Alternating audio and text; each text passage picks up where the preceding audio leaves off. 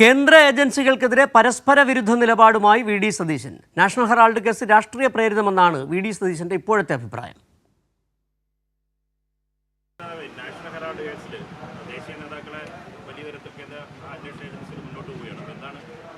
ഞങ്ങൾ നേരത്തെ തന്നെ നിലപാട് വ്യക്തമാക്കിയിട്ടുണ്ടല്ലോ. ആ നിലപാട് എന്ന് പറയുന്നത് അതൊരു അഴിമതി കേസല്ല.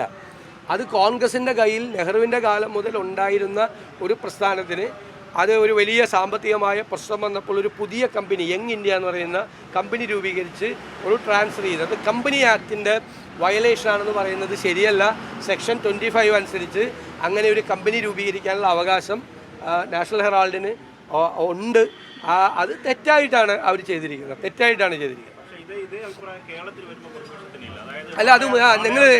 നിങ്ങൾ എക്സാലോജിക്കിന്റെ കേസാണെങ്കിൽ ഞാൻ പറയാം.